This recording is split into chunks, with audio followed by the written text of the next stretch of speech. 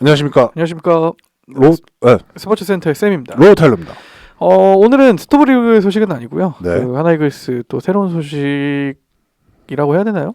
어쨌든 뭐 하나이글스 소식 하나 가지고 왔는데 2025년부터 하나이글스가 신구장에서 새 시즌을 맞이하게 되었습니다. 아, 드디어. 네네. 그래서 오늘은 그 신구장에 관한 좀 이야기를 좀 들려드리려고 하고요. 일단 그 명칭은 지금 베이스볼 드림파크라고 명칭이 되는데 이게 가칭인지 정식 명칭인지 아직 잘 모르겠어요. 지금 하나이글스가 홈으로 사용하고 있는 야구장은 정확히는 대전 하나생명 이글스 파크라고 부르거든요. 그러니까 이제 네이밍 스폰서가 들어간 거죠, 하나생명이라는. 네. 근데 아마 제 생각에는 또 새 구장에 또 이런 하나와 관련된 뭔가 그런 네이밍 스폰서가 들어갈 거라는 생각은 드는데 네. 일단 지금 베이스볼 드림파크다라고 부르고는 있습니다. 근데 좀 신기하게 어떻게 하나 생명이네요? 네, 그러니까 하나생명에서 돈을 주고 광고를 한 거죠. 아. 계열사 내에 거래한 거죠. 네, 그렇게 생각하시면 됩니다. 네, 그러니까 그냥 붙여준 게 아니라 하나생명에서 광고비를 이제 하나 이글스에 지급을 했겠죠. 그러고 이제 그걸 이름을 붙였다. 그래서 당장 올해 그 3월부터 개막하는 새 시즌부터 이 베이스볼 드림파크를 그 신구장으로 사용할 예정이고요. 사실 가장 큰 변화는 좌석수입니다. 좌석수. 지금 기존 야구장은 12,000석이에요. 네. 사실 굉장히 적은 규모죠. 네. 지금 잠실 야구장은 거의 25,000석 가까이 되고 지금 가장 최근에 지었다고 하는 NC파크, 창원 NC파크 거기도 한 18,000명, 19,000명 되는 거예요. 그러니까 15,000명 밑에 구장은 지금 전국에 한 군데도 없습니다. 네. 홈구장 중에서는. 근데 유일하게 대전 하나생명 이글스파크가 12,000명이었는데 그래서 사실 24년도에 티켓팅하기가 그렇게 힘들었어요. 그래서 사실 지금 작년에 홈 경기가 거의 50번 가까이 매진이 됐거든요. 네. 총 72경기 중에. 근데 이게 물론 하나 팬들이 열성적인 것도 있지만 자리가 없어서 그래요. 자리가. 좁아서. 네, 주말에 가면은 진짜 예매를 할 수가 없습니다. 예매를. 정말 큰맘 먹고 미리. 그러니까 보통 7일에서 8일 전에 열리거든요. 네. 그때 계획을 다 세우고 정말 마치 수강 신청이나 뭐 그런 거 하듯이 초 딱 맞춰서 들어가지 않으면은 좋은 자리는 고사하고 예매 자체가 힘들었다. 네. 네네. 어쨌든 그런 상황인데 지금 이번 신구장은 27석 2만석까지 늘어난 거죠. 그러니까 네. 12,000석에서 2만석으로 늘어났으니까 거의 66%가 늘어났다. 그래서 상대적으로 조금 예매가 수월해지지 않을까 라는 기대가 있는데 아마 시즌 초가 되면 또 힘들겠죠. 야구장 새로 지었으니까 또 대전 시민들 다 한 번씩 가보지 않겠습니까? 당연히. 그렇죠. 네, 그래서 초반까지는 좀 힘들 것 같고 그래서 장기적으로 봤을 때는 그래도 예매 전장에서 좀 해방될 수 있지 않을까라는 생각이 듭니다. 그리고 신구장이니까 당연히 내부 시설들이 다 최신식이겠죠. 그렇겠죠. 그래서 기존 구장에서 사실 굉장히 좀 관객 입장에서 힘들었던 게 그런 뭐라고 할까요? 그 복도라고 하나요? 관중들이 지나가는 그 통로. 통로가 너무 좁았어요. 그래서 옛날 건물들이 다 그렇죠, 뭐. 약간 그 예를 들어서 경기 보다가 뭐 음식 한번 사러 가고 싶은데 사람이 그 통로에 가득 차 있어가지고 나갈 수도 없고 들어갈 수도 없고 경기 끝나면은 또 한꺼번에 나가니까 또 통로 한 10분 20분간 쫙 막혀 있고. 근데 이번 신구장에서 좀 그 부분에 많이 신경을 썼다고 해요. 그러니까 좀 굉장히 넓게 해서 그런 병목 현상이 최대한 사라지게. 네.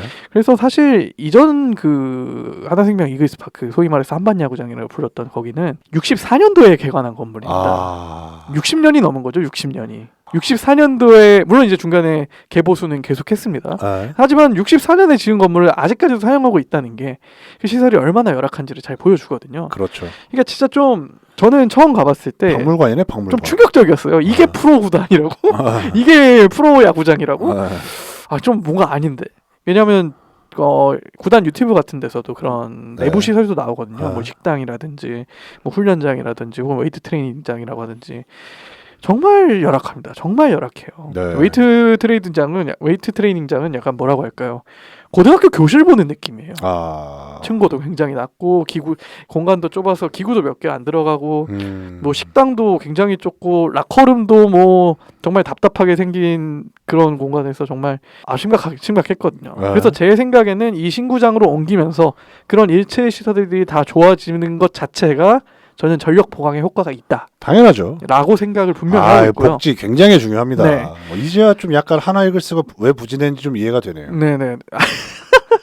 그 중에 하나다라고 생각. 저는 개인적으로 승률이 한 그래도 2푼 정도는 올라가지 않나. 이것만으로. 훌륭해. 네네 2푼 정도. 충분히 올라간다. 네네 한 2% 정도는 올라갈 수 있지 않을까라는 생각을 사실 하고요. 사람이 기분이란 게 있잖아요. 그렇죠. 딱 사무실 출근했는데 맞아요. 뭔가 좀 산뜻한 느낌도 나고 그리고 이게 무의식적으로 영향을 줍니다. 사람한테. 저는 크다고 생각해요. 게다가 지금 하나가 오히려 이군구장은 2010년도 이후에 새로 지어가지고 서산에 새로 지었거든요.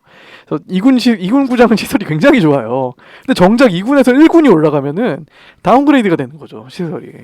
야구 선수들 등치가 또 좀 큽니까? 그렇죠. 그러니까 제가 봤을 때는 이것만으로도 동기부여 효과도 분명히 있을 거고 또 그런 훈련장도 분명히 개선이 됐기 때문에 이것만으로도 분명 약간 전력 상승 효과는 분명히 있다.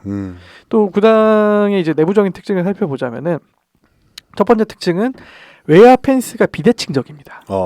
그래서 좌측 담장은 99m에서 네. 홈플레이트에서. 네. 근데 우측 담장은 95m입니다. 굉장히 짧은 겁니다. 95m면은 네. 잠실 야구장이 100m거든요. 좌우 펜스가. 네. 근데 5m나 짧다는 소리는 그만큼 홈런이 많아질 수 있다는 얘기인데 여기에는 좀 함정이 하나 있습니다. 우측에는 대신에 펜스를 8m로 세운다고 해요. 이게 가까운 대신에 펜스를 높이면은 홈런이 조금 줄어들긴 하겠죠. 네. 그래서 그 메이저리그 조금 보신 분이라면 보스턴 가면은 페네이 파크라고 그 그린 몬스터라고 해가지고 한쪽에 엄청나게 높은 담장이 있는 야구장 한번 보신 적이 있으실 거예요. 그 그린 몬스터 담장이 11m거든요. 근데 8m면은 그에 필적하는, 그래서 하나 내부적으로는 지금 이거를 몬스터 월이다라고 지금 붙였는데, 그래서 약간 그런 좀 국내 야구장에서는 시도하지 않았던 그런 비대칭 펜스와 몬스터 월, 이 부분이 사실 구장 내부 특징에서는 가장 특징적인 부분이라고 생각을 하시면 될 것 같고요. 네. 그렇다면 그 8m짜리 그 몬스터 월에는 뭐가 들어가냐?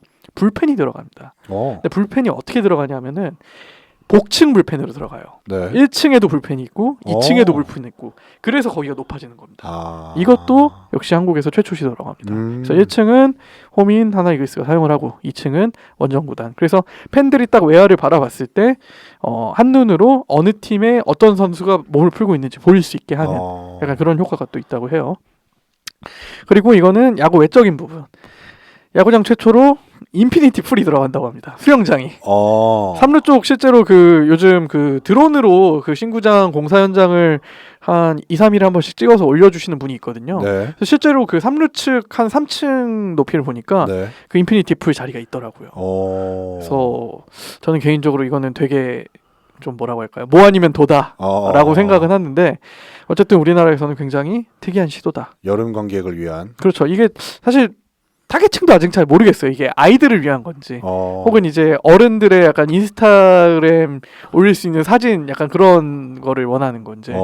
실제로 미국에서는 야구장에 수영장인데 있거든요. 대표적으로 그 애리조나 다이아몬드백스 그 홈구장 체이스 필드라고 하는데 덥죠. 네, 거기 저희 한번 갔었어요. 피닉스에 있는 그 체이스 필드가 거기가 외야에 그 수영장이 있어요. 거기 누가 씁니까? 네? 팬들이 쓰죠. 네, 거기서 야구를 볼 수 있어요. 어른들이? 네네네. 거기는 약간 수영복 입으신 그 남녀분들이 뛰는 게 그 가끔 잡혀요. 카메라에도. 메이저리그 야구 맞으면 어쩌나? 그것도 위험하긴 하죠. 근데 물론 그거는 야구장에서는 어디서든 그건 조심을 해야 되기 때문에. 그렇죠. 어쨌든 뭐 이 정도가 이제 신구장의 가장 특징이라고 할 수가 있고요. 개인적으로는 좀 살펴보자면은 사실 팬들 사이에서는 이거 창원 NC파크랑 너무 닮은 게 아니냐라는 의견이 굉장히 많았어요. 사실. 네. 근데 실제로 사실 이 베이스볼 드림파크 신구장은 하나 NC파크를 벤치마킹한 게 맞습니다.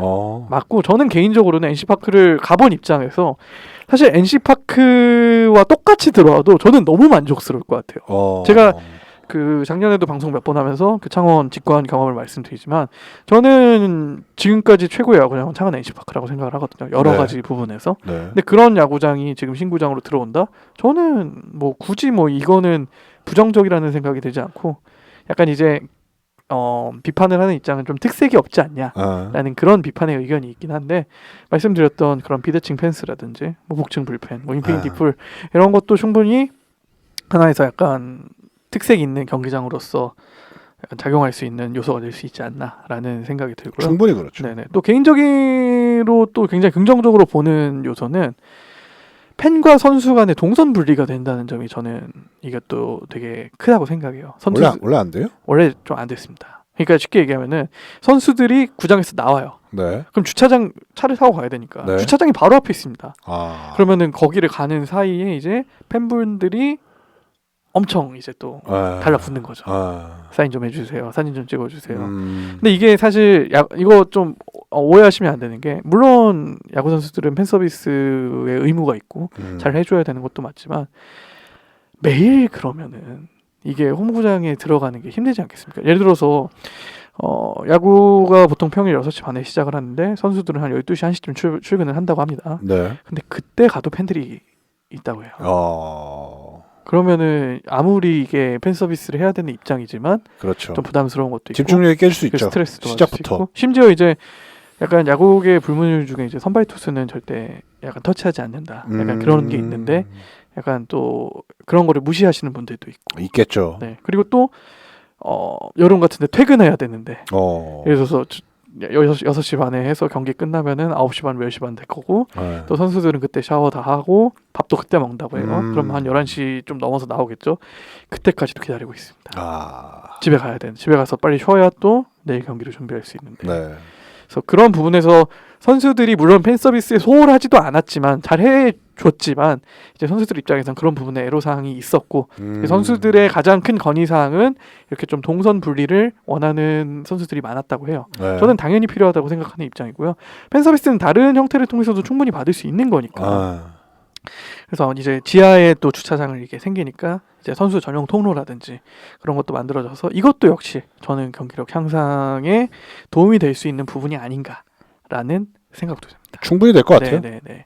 그래서 좀 민감한 부분이라 제가 조심스럽게 말씀을 드리는데 팬 서비스를 당연히 의무는 맞다. 저는 의무적이라고 생각해요. 네. 프로 선수라면. 하지만 그럼요. 근데 그것도 어느 정도 조금 뭐든지 선이 있어야죠. 그렇죠. 선이 저는 있어야 된다고 생각을 하는데 뭐든지 과하면 넘쳐요. 네, 좀 그렇다는 생각이 들고 이제 그 좌석 중에 조금 아쉬운 부분은 요즘 사실 한국 야구장의 트렌드는 테이블석을 좀 많이 가져가는 게 트렌드거든요. 그래서 그 창원 NC파크 가도 테이블석 비율이 굉장히 높고 네. 그 대구 삼성 라이온즈 파크 가도 테이블석 비율이 굉장히 높은데 네. 아직 정확히 발표는 안 됐지만 그 구단 그 드론 샷으로만 봤을 때는 테이블석이 중앙에만 좀 위치한 것 같아가지고 1루나 3루 측에는 테이블석이 없고 중앙을 바라보는 쪽에만 테이블석이 일부 배치가 되는 것으로 보여서 네. 좀 예매가 굉장히 쉽지 않을 거라는 생각과 또 또 야구 팬들이 또 테이블석 선호하시는 분들은 굉장히 선호하시거든요. 그렇죠. 가격이 좀 높긴 하지만 그래서 그 부분에 있어서 조금 아쉬움이 있다. 제가 봤을 때 저도 테이블석 좋아하거든요.